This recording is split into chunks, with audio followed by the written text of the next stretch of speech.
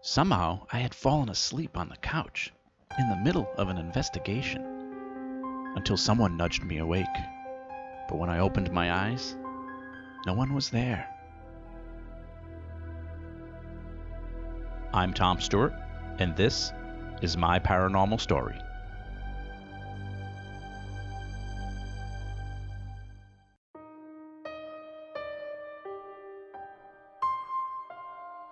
Before I start this episode, I just want to thank you for listening. Remember, if you've bought t-shirts or coffee mugs from my website, myparanormalstory.com, be sure to send me a selfie with your swag so I can post it on Facebook or Instagram. And don't forget, everything you buy on the website helps keep this podcast running. So thank you so much for your support.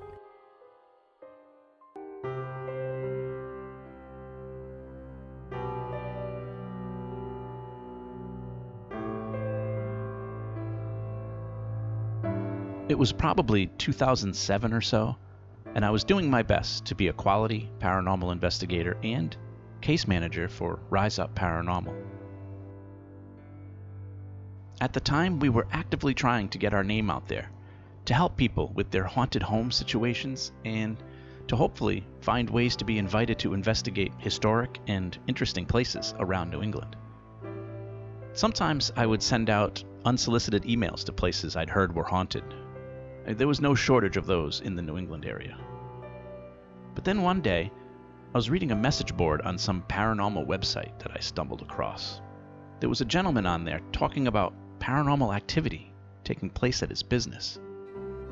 He was looking for advice and insight on his situation, but no one seemed to be responding to his requests. So I did. He told me he was the owner of Pro 9 Motorsports Museum in Pawtucket, Rhode Island, which I found to be strange, because I grew up in Pawtucket, Rhode Island. I lived half my life in that city. I know it like the back of my hand. And I had never heard of a motorsports museum in Pawtucket, Rhode Island. When he told me where it was located, it was literally 2 blocks away from where I grew up. How have I never seen this place before? Well, it turned out that it wasn't an official museum. Like nothing that's sanctioned by the state or the city. It was more like a big warehouse filled with tons of racing memorabilia. I mean, they didn't even have a sign outside. It was sort of an unofficial museum that if you knew about it, you knew about it. They're a non-profit supported by the many racing fans we have here in New England. And it's funny because when people think of auto racing or NASCAR, they think of the southern part of the country. But the first organized automobile race on a track actually happened in New England. In my home state of Rhode Island, to be exact. The first closed-circuit automobile race was in 1896 on a horse racing track in Cranston, Rhode Island, called the Narragansett Trotting Park. And ironically, the race was won by an electric car. I wonder if Elon Musk knows about this.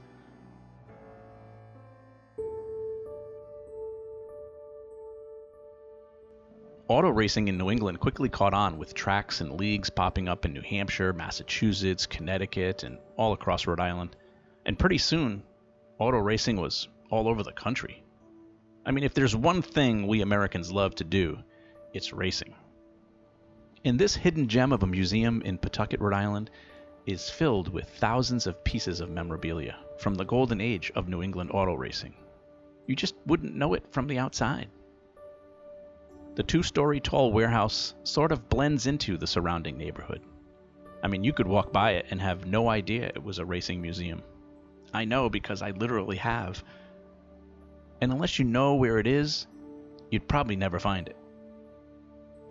It's tucked away on a side street that's off of another side street in a small neighborhood, maybe half a mile from the highway. Now, our search through history revealed that the building itself was originally built in 1900. It was a flour mill for the Albert Jenkins Flour Company. Then in the 1970s, it was purchased by Larry Seiko, world-renowned yo-yo champion and the inventor of the Seiko yo-yo. I had no idea there was a yo-yo warehouse next to where I once lived. From 1977 till 2003, the building sat empty until the Auto Racing Museum moved in. And they made some changes, some renovations to the building, and that's when the strange things started happening.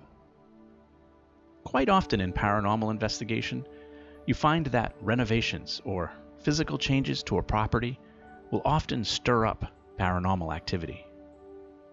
I'm not sure if it's because the spirits are upset by the changes or if maybe their energy is being disturbed by the construction.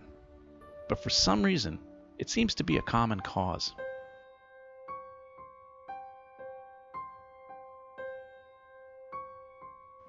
The inside of the building is nothing like the simple and plain exterior. It's literally wall-to-wall and floor-to-ceiling memorabilia. A paradise for true racing fans. Even if you're not a racing fan, you can't help but be blown away by all the stuff they have. Old race cars and tires, hoods, seats, just about every other car part with a number on it. Plus they have driver's jackets, trophies, flags. I mean, I could go on and on. And they have a library filled with books, pictures, programs, videos, just so much stuff. The owner and his son filled me in on some of the things they were experiencing. It was a lot of the usual occurrences for an old building. They were hearing footsteps on the floor above them. They would see shadows out of the corner of their eye. Doors would open and close on their own. And occasionally, they would hear voices. On more than one occasion, the eerie voices would actually call out their name. Visitors to the museum would sometimes have experiences too. Many people reported feeling like someone was staring at them. And one woman, who claimed to be a medium, said she could see a shadow hiding in the corner. Now, one of the more interesting stories they told me was that of their cat. They have a cat who stays in the museum. He's pretty laid back and friendly, but every once in a while, they would see the cat staring at something that they couldn't see. Now, it's believed cats and dogs and other animals have instincts and can actually sense or maybe even see or hear spirits. But one time, they heard the cat head into the other room, and when they checked on him, they found him cowering under a table, frightened of something. And when they tried to pull him out, he hissed and attacked. But there was nothing in the room from what they could see. But something had that cat startled.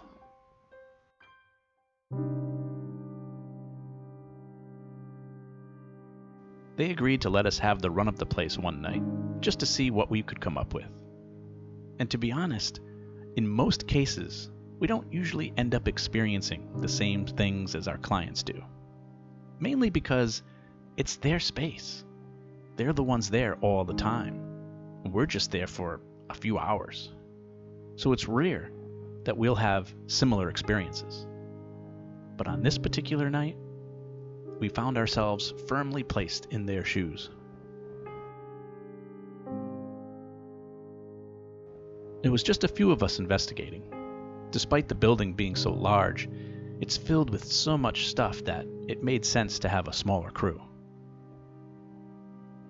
I remember it being a cold, late fall night, and I'm not sure if the building had heat or if it just wasn't on, but I remember it being a very cold investigation. Like see your own breath cold?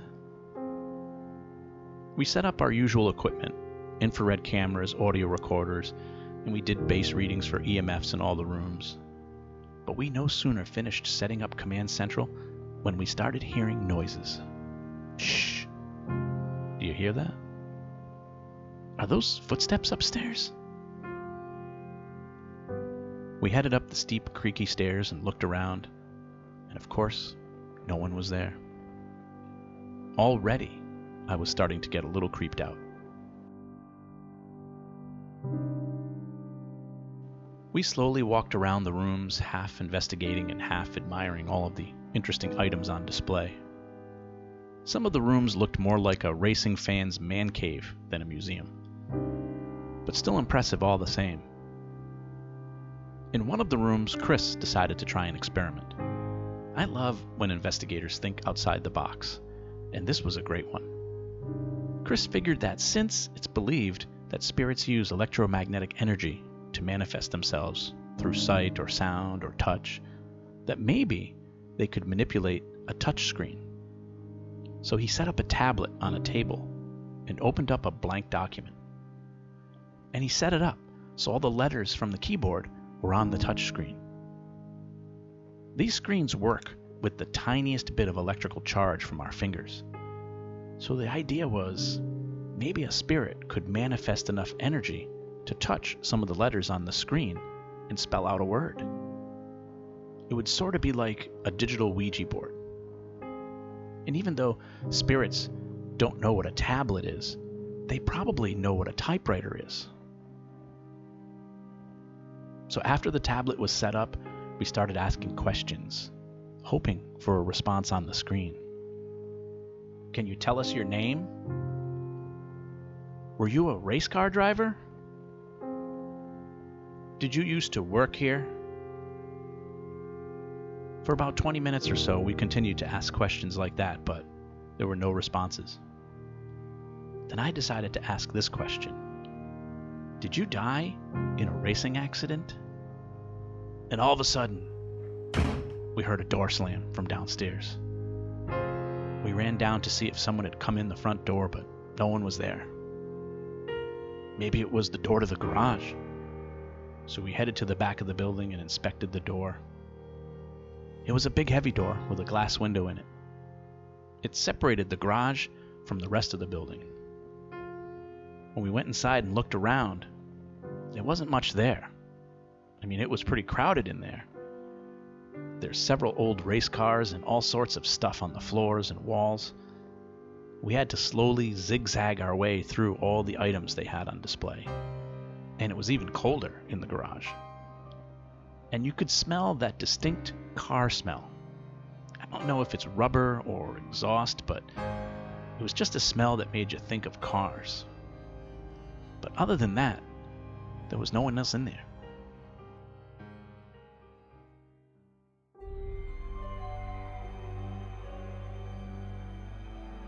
Then it happened again. Another door slammed. This time, it sounded like the door at the top of the stairs. We regrouped and headed back upstairs for another EVP session. And this is when one of the strangest things to ever happen to me on an investigation took place. I was in the video room where visitors can watch old races on VCRs and TVs, and Ken and Chris were in the adjacent room doing an EVP session.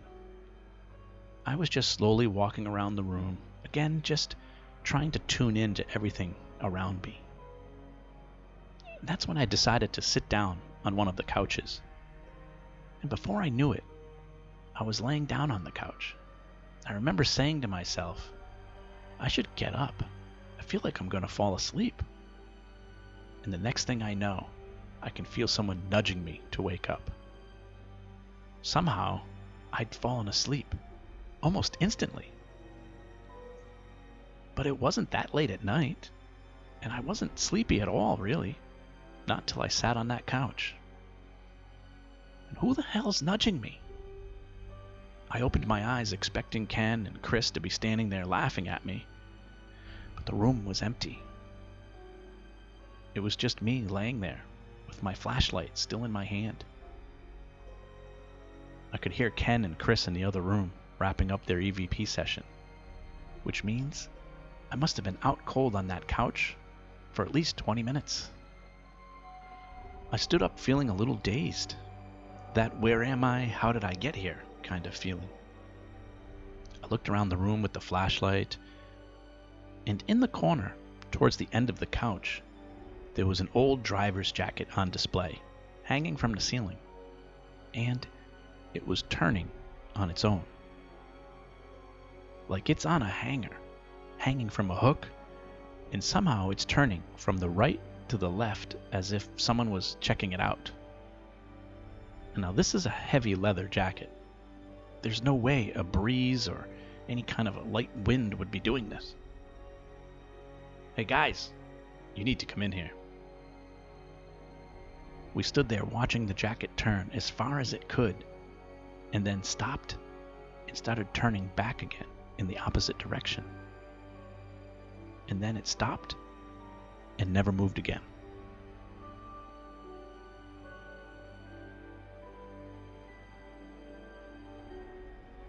As it started to get late, we had already spent quite a bit of time in each room. We decided to wrap up our investigation and start packing the equipment. That's the thing when it comes to paranormal investigation. No one realizes how much work there is to do setting up all the equipment. But the worst part of the night is always at the end, after you've spent 3, 4, 5 hours, maybe even more, investigating in the dark. And it's well past midnight and you're exhausted, and now you have to go around collecting all the cameras and recorders, and you have to wrap up all the wires and put everything away neatly and safely. You feel like a kid who just had hours of fun playing with toys, and now mom wants you to clean up before going to bed. So we split up into different rooms to break down equipment. I headed into the garage to grab the static IR camera that was set up on a tripod. For some reason, I didn't bother to turn on the lights. The light from the hallway shining through the window on the door was more than enough to see what I was doing. I went across the dark room and unplugged the extension cord. Then I went back over to the camera to take it off the tripod and start folding everything up. And I looked down and I could see the extension cord slowly moving. What the hell? Is someone pulling on the cord? I looked up at the other end of the cord and I swear, I saw someone's shadow go across the wall and into the corner of the garage. I could barely see. This side of the garage was a lot darker. The only light was from the cracks along the sides of the garage doors, letting in just a little bit of the street light. Is there someone in here with me? I stood there staring at the corner. Hello? Is someone there? It looked almost as if someone was bent over, like cowering in the corner, trying to hide. Just then I heard someone yell, "Tom!" It was Chris from upstairs. Already startled, I quickly left the garage and ran upstairs and found Chris. And he was standing at the table where he'd left the tablet with the touchscreen open. "Look," he said. I looked down at the screen and someone or something had written something. But it wasn't a word. It was a number. The screen had the number 78 written on it.